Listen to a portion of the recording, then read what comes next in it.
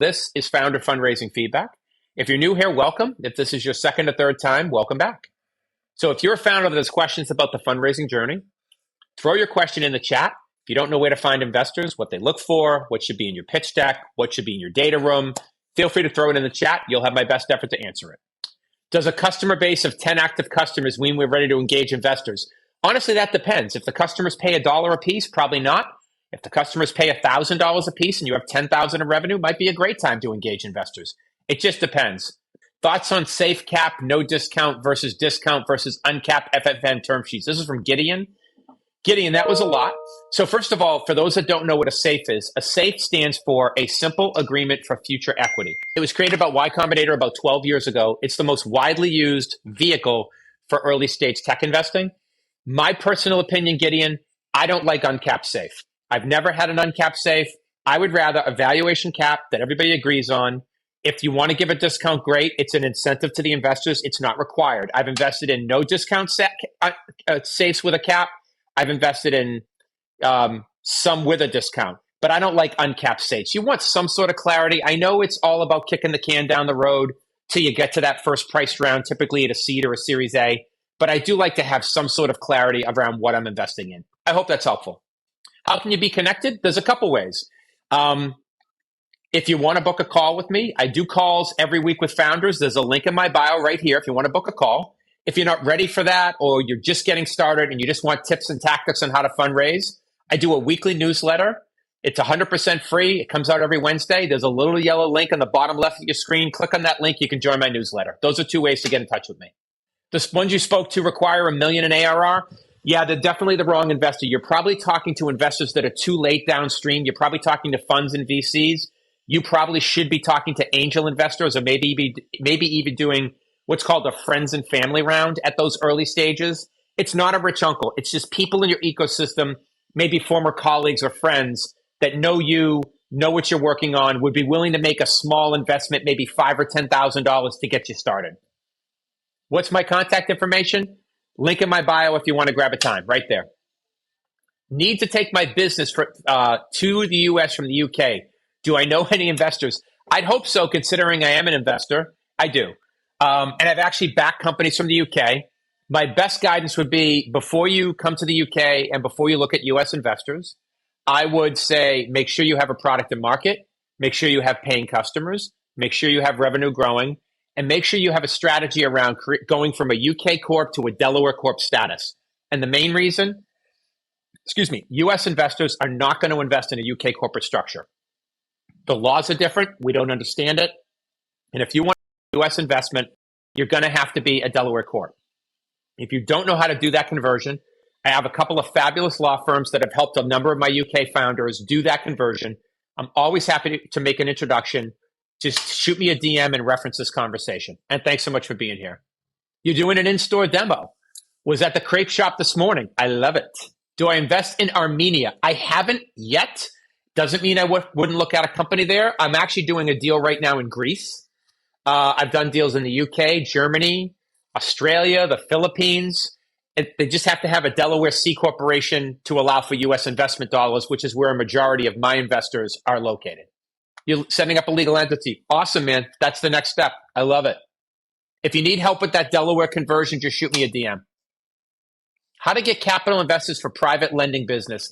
I wouldn't be the best person because it's not traditionally a venture deal. I spend most of my time in early stage tech ventures, and I don't like to speak to things that I can't provide ridiculous value for founders. I hope you understand. What do we need to do for you to invest? I mean, honestly, let me give you the top 3 things. You need to be a badass founder that's not going to quit. You need to be able to recruit people to work on your team, because solo founders are really hard to get venture funding. And you need to be able to sell.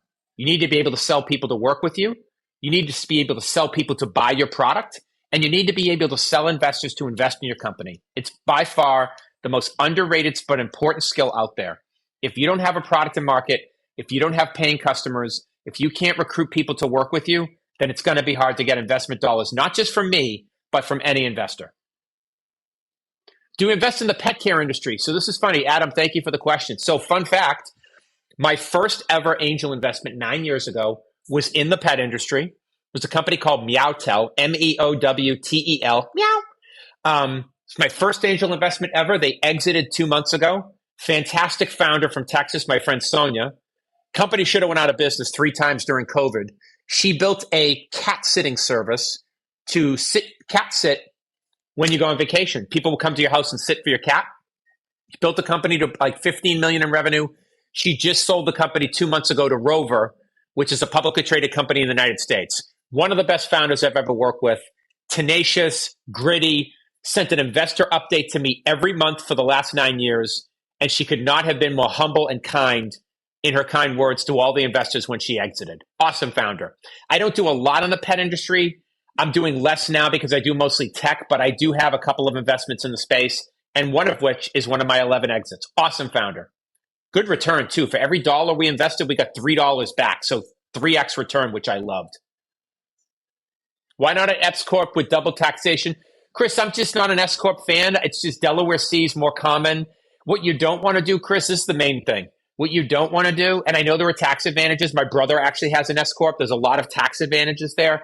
You don't want to spend your time talking to an investor about S Corp versus C Corp. You want to spend time talking to the investor about the badass company you've built and your customers and the revenue and the growth. That's really the reason, Chris. It's not that S Corps are bad. You just want to do what people are most comfortable with and what works most of the time. That's my opinion. For those that want more tips and tactics on stuff like this, I actually do a newsletter every week. It's free for founders. There's a yellow link in the bottom left of your screen, that little up arrow. Just click that. You can join my newsletter completely free. Get tips and tactics every single week. Do I invest in Algeria? I have not to this point. Doesn't mean I wouldn't look at a deal in Algeria, but I haven't to date. As long as it's a Delaware corporation, fantastic. BioKeeper, fantastic. Delaware Corp, check the box, man. New here, Corpius, welcome. What are you working on? Are you thinking of raising money? Throw it in the chat. Is 3x expected? What do angels expect versus VC? Dave, that's a great question. Dave, I just want great outcomes for the founder and me. Everyone wants a bigger return, Dave, honestly. Would I like 10x, 50x, 1000x? Of course I would. However, what I really want is a great outcome for the founder first and foremost, and then me. I want us to have aligned incentives. Some of my greatest exits have been 3x, 5x, because it's just what we could get. And sometimes not everybody's going to be a unicorn. Not everybody's going to be the next Airbnb or Uber. And that's totally fine. I just want great outcomes. Any X is a good X for me, Dave, as long as it's not 0. I hope that's helpful, man. VCs, though, Dave, to answer your question, VCs need bigger exits. What they say is they have to hit home runs. They go for unicorns. They want companies with $1 billion valuations because the funds are so big nowadays. They might have 100, 200 million, $1 billion fund that they have to return, so they have to swing for the fences, which is very different than individual angels like myself, which are putting personal capital to use as opposed to hundreds of $millions of other people's money. Very different perspective, Dave, and that's an awesome question, man. Thanks for being here. Only, Adam, C Corps for investors, specifically Delaware C Corp is the most widely used investment corporate structure in the world. That would be my preference. 69 investments, Adam. 0 have not been Delaware Corps. That's just my opinion. I have a startup in Dubai and I want to do a holding co in Delaware. What do you think? Ahmed, if you want to sell to customers in the United States, if you plan on taking U.S. investment dollars, I would agree with you. I'd absolutely recommend a Delaware Corp. Is a good thing to look at. If you're not familiar with how to do that, I'm always happy to make a recommendation to some law firms that have helped some of my international founders do that. Just shoot me a DM, reference this conversation. Thanks for the question, man. The big thing, Ahmed, is you want to make sure that the company has users, has revenue, is growing. Like you don't want to do the expense of flipping that to Delaware Corp and come into the US until you have those things. If you do, fantastic. If not, I would wait till you have sort of checked the box on the users and revenue before doing the Delaware Corp conversion. I live in Georgia. Should I create an LLC in Georgia or another state? So this is Bone Crusher. If it's a services business, LLCs are totally fine. For example, I have a services business that works with early stage founders. But if you're going to raise venture capital, specifically outside venture capital, traditional venture, you're actually going to want to be a Delaware C corporation because investors will not invest into LLCs. Now, if you're not going to raise right now, you can do it at the time of the raise. You don't have to start it as an LLC. Most of my portfolio companies started as LLCs. However, when they wanted to raise outside venture, they converted to a Delaware C corporation. Great question, by the way. What are the best one-stop shops to incorporate? I have a couple of my favorites that have helped probably a third of my portfolio companies. Excuse me. If you need a recommendation to one of them, I'm always happy to recommend them. Shoot me a DM, man. Just reference this conversation. Happy to hook you up.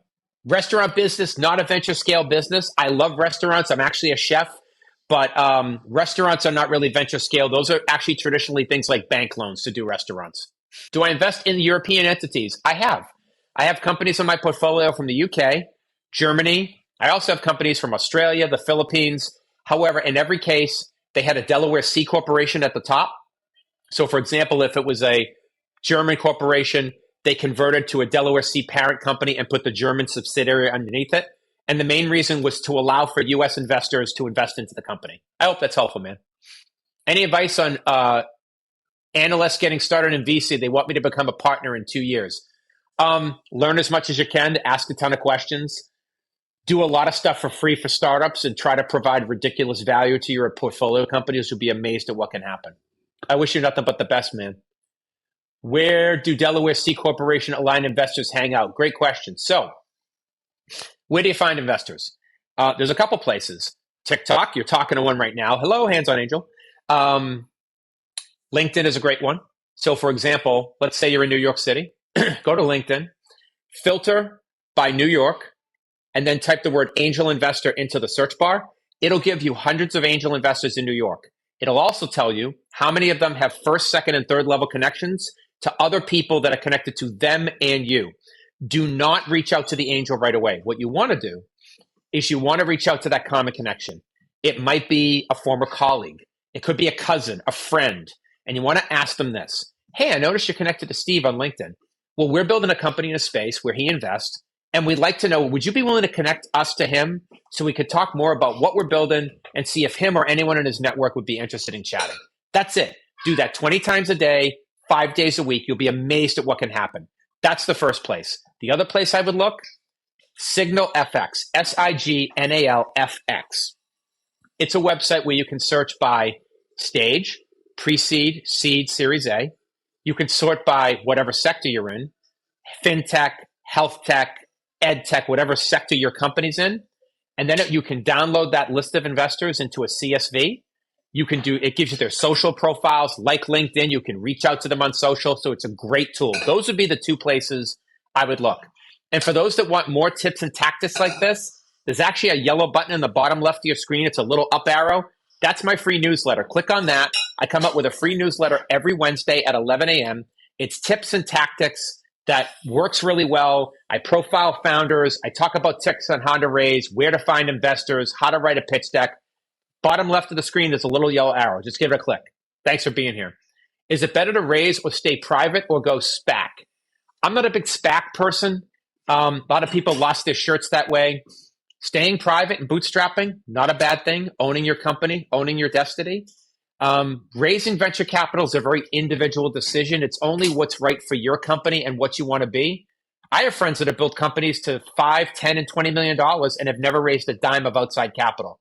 So just because I raise capital for people for a living doesn't mean I think it's right in every sense. In fact, in all the companies in the world, only 10% will ever raise traditional venture. So 90% won't. There are other ways to do it. One of my favorite portfolio companies is from the Philippines, a company called Edify, EDIPHI. My friend Christina started the company in Manila. She now lives here in the United States, but her entire operations team is still in Manila. Awesome company. She bootstrapped the company for 3 years, got it to $1.5 million in revenue before we ever raised her first round of venture, which we raised 3 years ago. She just finished last year at $3.5 million in revenue. She has a path to $6 million this year. And we're raising a $3 million seed round for her right now. Can you send me a deck? Check out my website if you want to submit something to me, handsonangel.com. Do I invest in secondary? I don't.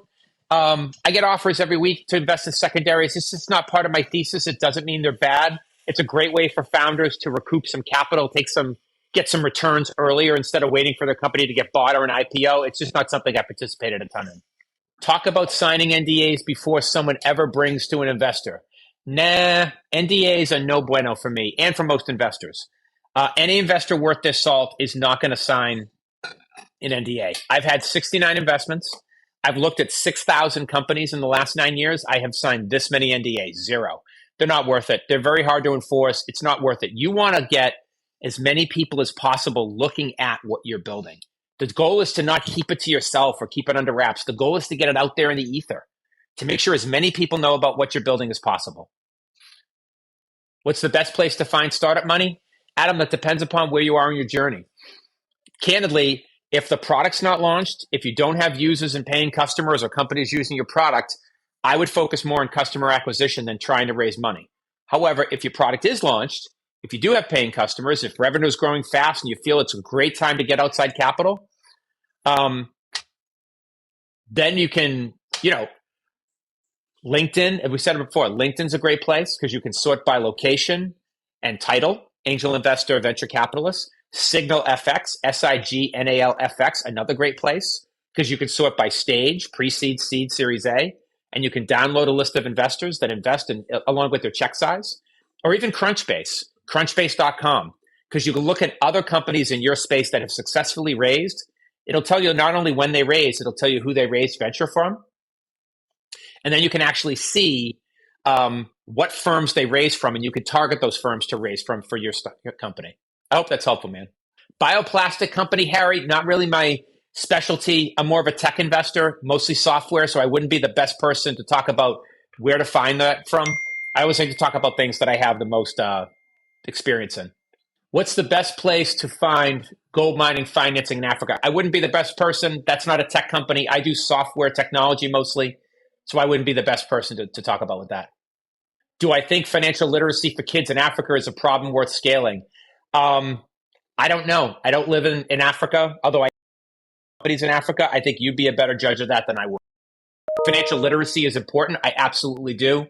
I think it's not taught in schools enough. My dad was an educator for 35 years, was a principal. I think the fact that kids can graduate high school and college and never have to take a basic finance course or a budgeting course on how to budget or credit, I think is ridiculous. Do I recommend reaching out to people cold? And how should you reach out? This is from G. I think warm introductions are always the best. However, if you can't get a warm introduction, what you could do is go to LinkedIn, sort by your location. Let's say you're in Chicago, and then type in angel investor into the search bar. It'll pull up a list of hundreds of angel investors in Chicago. And then what you can do is you can see common connections between you and them and see if there is anyone in common. Maybe it's a former colleague or a friend. Don't reach out to the angel right away. Reach out to that colleague. Hey, I noticed you're connected to Steve. And we're building a company in a space that he invests in. I wanted to know if you'd be willing to make a quick introduction to Steve so we can share what we're building and see if he might be interested or anyone in his network. And do that 20 or 30 times and see what happens. It's a great way to turn those cold leads into warm ones. That's what I would suggest. Should I go to San Francisco if I want to meet people in defense tech, or is there a better place in the U.S.? Well, I'd say Washington, D.C. is probably a pretty good place for defense tech. I hear this a lot from founders. They ask the question, should I move to San Francisco to raise money? San Francisco, Silicon Valley specifically, is the number one market for venture capital in the world. It has been since the inception. However, New York and Boston are second and third. Austin, Texas is a great place. Chicago, Miami, those are all strong venture capital markets. And in this world of post-COVID, most of the time, that first and second meeting's happening on Zoom anyways. So you don't physically have to be in the markets to even raise from Silicon Valley. So is it better if you live in the middle of the ecosystem? Sure, I'm sure that's better, but it's not required. Not as much as it might have been 5 or 10 years ago. I hope that's helpful, man. What signals make you take a founder seriously? That's a great question. At the early stage, it's really a bet on people. Am I talking to a founder that's not going to quit? That they understand that being a founder is hard on a daily basis. They're going to get knocked down a lot, and they're okay with that, and they're going to come back tomorrow and do it again. I really look for founders that can recruit other people to work at their company to help them build their companies, because you really can't build a venture scale company on the backs of one person. So can they recruit others to jump in with them on their journey? That's number 2. And number 3, can they sell? It's that number sell should be number 1. If they can't sell people to work with them, if they can't sell customers to buy their product, if they can't sell investors to invest in their company, they're done. they're not going to make it. Those are the things and the signals that I really look for early on with a founder. Notice I didn't say product. Product's going to change over time. It's going to morph over time. Markets are going to shift. But people and their ability to communicate and their ability to sell doesn't. Those would be my biggest signals. And for those that want more tips and tactics, I actually do a free newsletter every week. It highlights how to raise money, where to find investors, how to write a great pitch deck. There's a yellow up arrow on the bottom left of your screen. Just click that. Feel free to join my free newsletter. Comes out Wednesday, 11 a.m. every single week. Would love to have you. Do you support startups and what stage? This is from Jack Lines. Jack Lines, thanks for being here, man. Welcome. Yes, so I am an early stage tech investor, usually pre-seed. 80% of what I've done, I've invested in 69 companies. I've helped those companies raise $1.4 billion in the last 9 years, and I've had 11 exits to date. Traditionally, 80% of what I've done is in B2B and 20% in consumer and CPG. Let me tell you some of the industries I've invested in. Sports tech, I'm a former college athlete, so I love sports and sports tech. Ed tech, my father was a principal for 35 years, so I've done some stuff in ed tech. I love fintech, financial tech. And I love how money moves, cross-border payments, so I've done a bunch of stuff in fintech. I've done health tech, things like APIs that connect to wearables, because I think health tech is a really fast-growing space. I've done some logistics tech. So those are some of the verticals that I've done. And the stage, almost predominantly pre-seed. Almost everything I do is early stage, post-product, post-revenue companies. I hope that's helpful, man. Recommend starting with affiliate revenue or going straight to white label partnerships. Why not both? I think you could A/B test both. I think that's a good idea. I think you should do that. See what works. See what you can get traction, and you don't know until you try. What I always say, I have two boys. What I always say is we learn by doing. That's what I would do. San Francisco is a whole other world. It is a faster pace. It is the biggest venture capital market in the world, but it's also one of the most expensive places to live in the country, in the world. It's not for everybody. Some people don't like it or like it. It's totally your decision, man. Investor side, red or blue? Honestly, both. What I will tell you is that the current administration is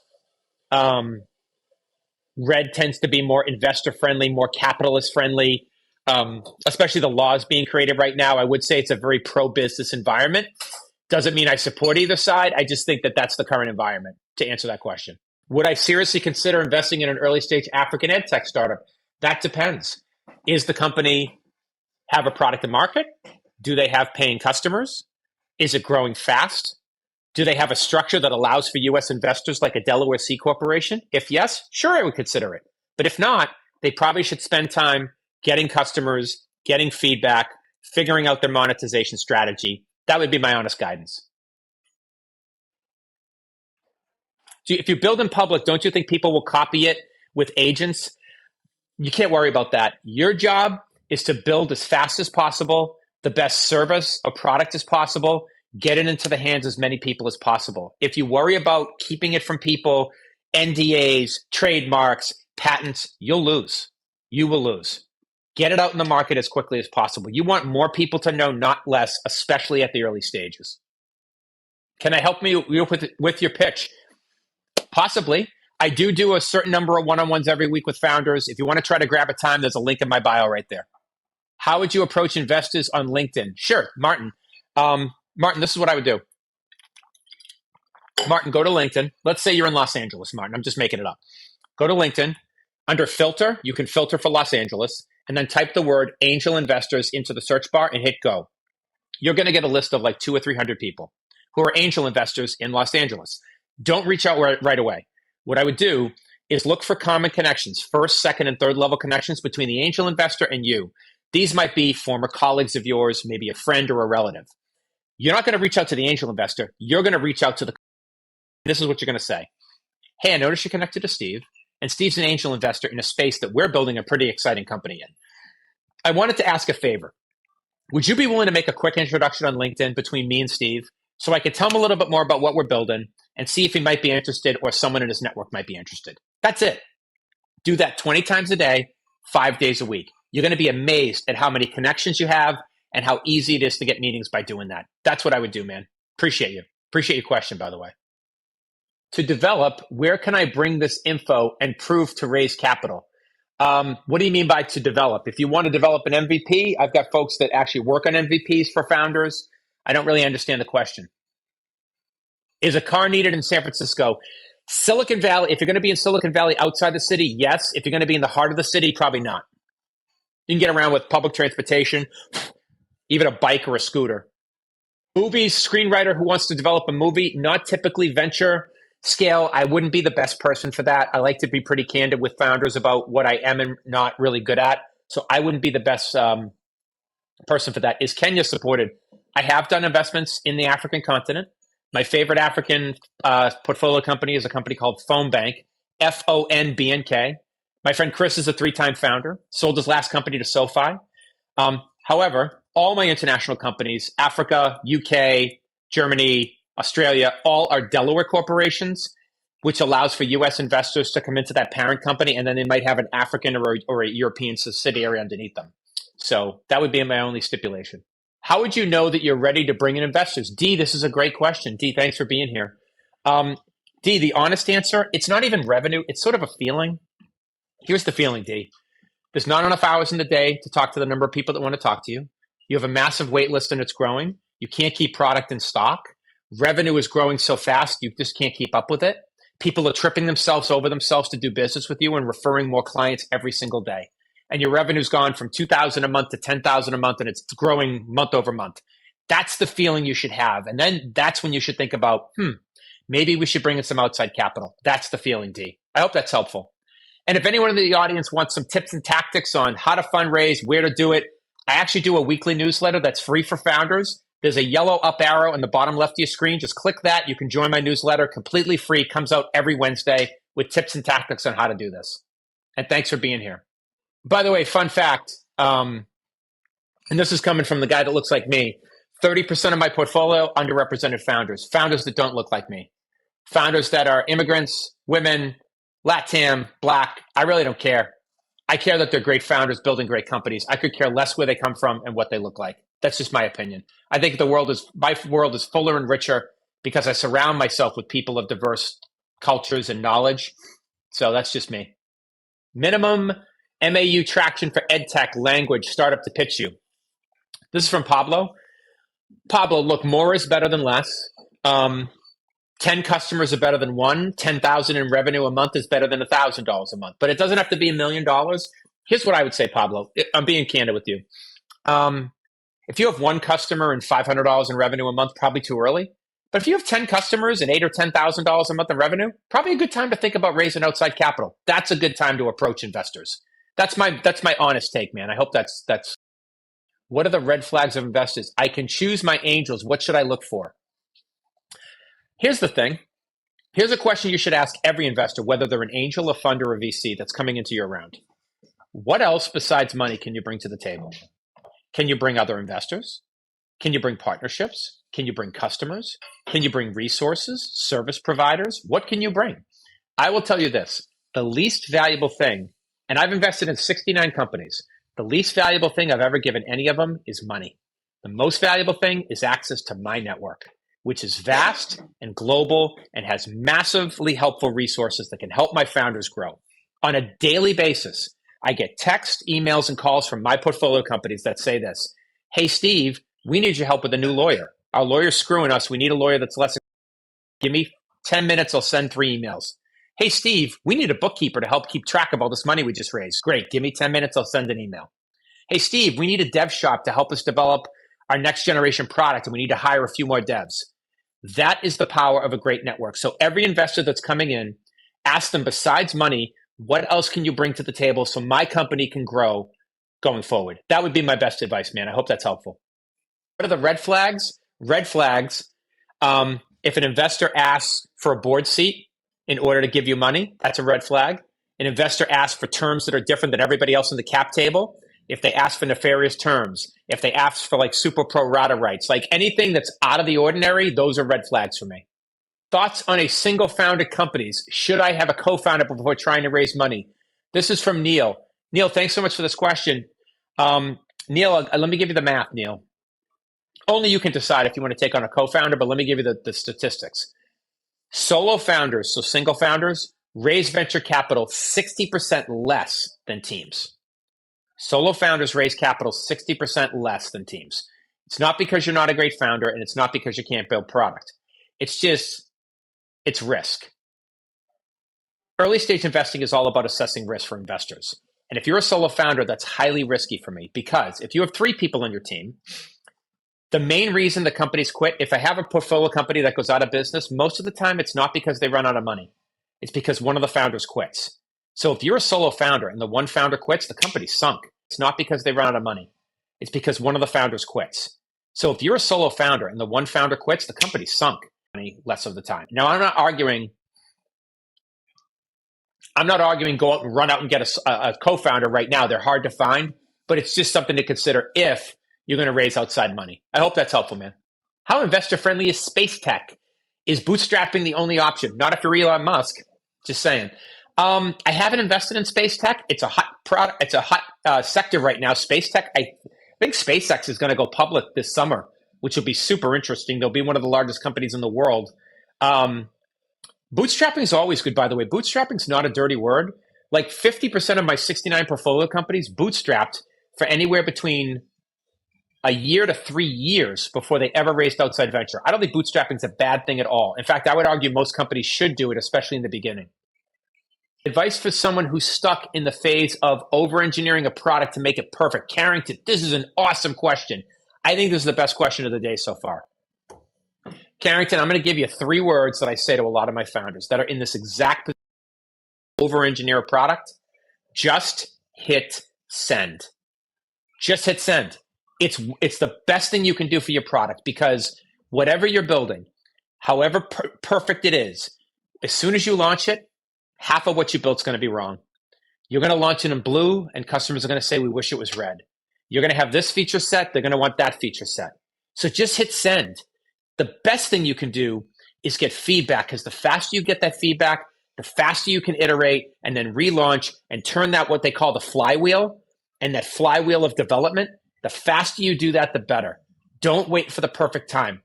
I had founders that pitched me, 4 founders, college friends. They put $800,000 of their own money, $200,000 apiece, into developing their product.